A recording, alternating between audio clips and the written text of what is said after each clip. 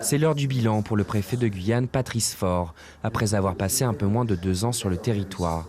Arrivé fin août 2017, ce spécialiste de la sécurité avait remplacé le préfet Martin Jaeger. Patrice Faure a auparavant été le directeur de la police générale à la préfecture de police de Paris et a donc eu à suivre les accords de Guyane pendant la durée de son mandat. Je pense que nous avons réussi, ce qui était compliqué à mon arrivée, de mon point de vue, à apaiser les tensions, à aplanir les disparités ou en tout cas les problématiques qui étaient urticantes pour les uns et pour les autres. Et aujourd'hui, nous avons un dialogue de confiance totalement transparent. Je pense que ça passe par une transparence, une meilleure connaissance et surtout une fluidité du discours. On ne se cache rien, on se dit les choses et c'est de mon point de vue, c'est la meilleure façon de faire avancer les dossiers et de faire avancer la Guyane.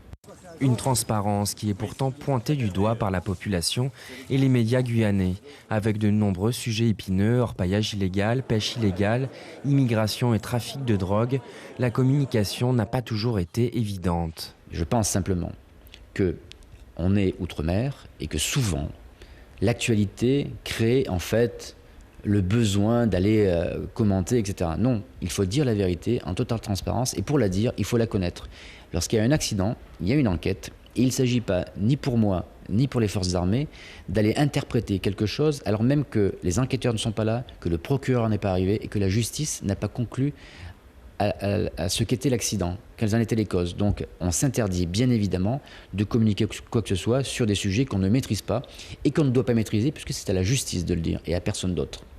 Son successeur, Marc Delgrande, âgé de 54 ans, était avant sa nomination commandant de la gendarmerie de Saint-Laurent de 1999 à 2001. Il prendra ses fonctions lundi prochain.